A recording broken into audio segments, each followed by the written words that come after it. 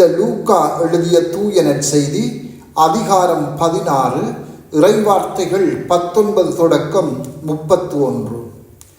அக்காலத்தில் இயேசு பரிசேயரை நோக்கி கூறியது: செல்வர் ஒருவர் இருந்தார். அவர் விலையுயர்ந்த மெல்லிய செந்நிற ஆடை அணிந்து நாள்தோறும் விருந்துண்டு இன்புற்றிருந்தார். லாசர் என்னும் பெயர் கொண்ட ஏழை ஒருவரும் இருந்தார். அவர் உடல் முழுவதும் புண்ணாயிருந்தது. அவர் அச்செல்வருடைய வீட்டு வாயில் அருகே கிடந்தார். அவர் செல்வருடைய மேசையில் இருந்து விடும் துண்டுகளால் தம் பசியாற்ற விரும்பினார். நாய்கள் வந்து அவர் புண்களை நக்கும். அந்த ஏழை இறந்தார். வானதூதர்கள் அவரை ஆபிரகாமின் மடியில் கொண்டு போய் சேர்த்தார்கள். செல்வரும் இறந்தார். அவர் அடக்கம் செய்யப்பட்டார். அவர் பாதாளத்தில் வதைக்கப்பட்ட போது அண்ணாந்து பார்த்து தொலையில் ஆபிரகாமையும் அவரது மடியில் லாசரையும் கண்டார். அவர், தந்தை ஆபிரகாமே, எனக்கு இரங்கும். லாசர் தமது விரல் நுனியை தண்ணீரில் நனைத்து எனது நாவை குளிரச் செய்ய அவரை அனுப்பும். ஏனெனில் இந்த தீப்பிழம்பில் நான் மிகுந்த வேதனைப்படுகிறேன் என்று உரக்க கூறினார்.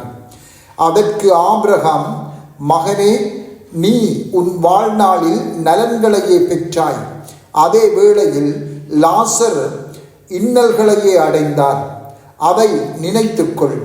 இப்பொழுது அவர் இங்கே ஆறுதல் பெறுகிறார், நீரோ மிகுந்த வேதனைப்படுகிறாய்.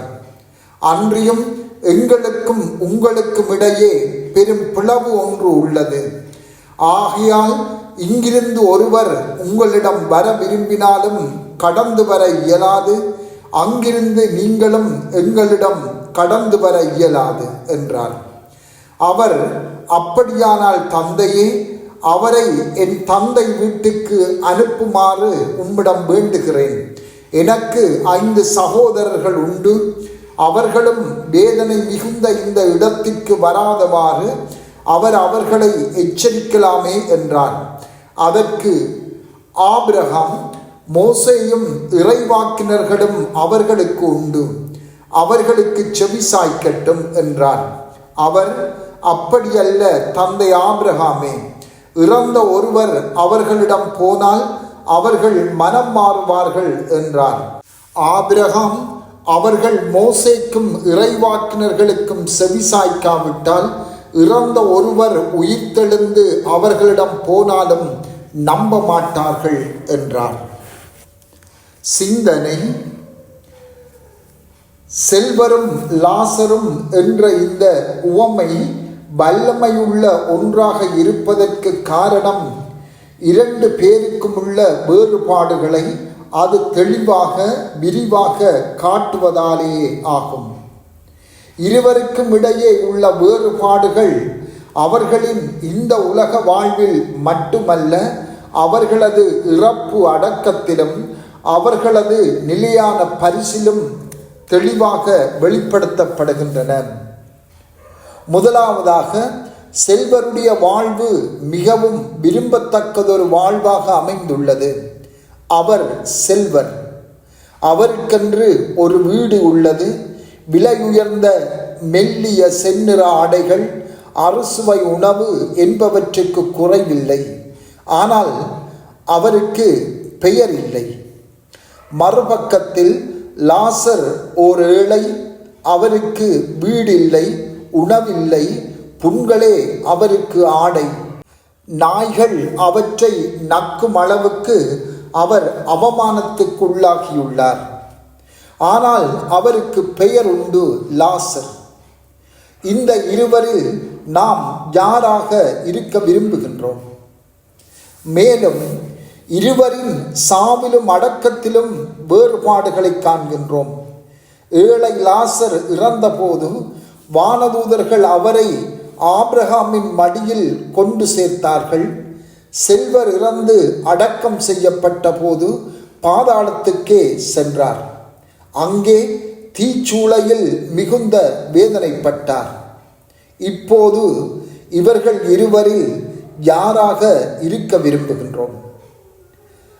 வாழ்க்கையில் நிறைந்த செல்வம், ஆடம்பரம், பொருட்கள் மீதான பற்றுக்கள் ஒருவரை கவரக்கூடியவையாகவும் ஏமாற்றக்கூடியவையாகவும் இருப்பது வாழ்வின் அனுபவமாகும். இந்த உலகம் தம்மட்டில் தீயது இல்லையாயினும் அது பெரும் சோதனைகளை தந்து கொண்டே இருக்கின்றது. இந்த உவமையும் இது தொடர்பான இயேசுவின் ஏனைய படிப்பினைகளும் கூறுவது, உலக செல்வம் மீதான பற்றுக்கள் நம் ஆன்மாவில் ஏற்படும் தாக்கத்தை நாம் மறுத்துவிட முடியாது. இந்த உலக செல்வங்களை கொண்டிருப்போர் மற்றவர்களுக்காக வாழ்வதிலும் பார்க்க தங்களுக்காக வாழ்வதிலேயே மோகம் கொண்டிருக்கிறார்கள். இந்த உலக வசதிகளை கொண்டு வாழ்வோர் தாங்கள் சுகமாக வாழ்ந்து இன்பங்களை கண்டுகொள்கிறார்களே தவிர மற்றவர்களை பற்றி அக்கறை கொள்வதில்லை. இதுவே இங்கு சொல்லப்படாத செய்தியாக உள்ளது. லாசர் ஏழையாக இருந்தாலும் சில முக்கிய விடயங்களில் அவர் செல்வராகவே இருக்கின்றார். அவர் பெற்ற நிலையான பரிசு இந்த உண்மையை வெளிப்படுத்துகின்றது. ஆனால் இந்த உலக செல்வங்களை கொண்டிருந்த செல்வர் அன்பிலே வறியவராக இருந்து விட்டார். இந்த உலக வாழ்வை அவர் இழந்தபோது எதையும் எடுத்து செல்லவில்லை. அன்பில்லை, நிலையான பேறு இல்லை, ஒன்றுமே அவரிடம் இல்லை. இந்த இருவரில் யாராக இருக்க நாங்கள் விரும்புகின்றோம்? இந்த உலக பற்றுக்கள் எமது விருப்பங்களில் மிகுந்த செல்வாக்கு செலுத்துகின்றன. அவை ஏமாற்றம் தருபவையே என்பதை நினைத்து கொள்வோம். நிலை வாழ்வு தருபவை மீது பற்றுக்கொள்வோம். செபம். ஆண்டவரே, உமது ஏழ்மையினால் நாங்கள் செல்வராகும்படி செய்தீரே.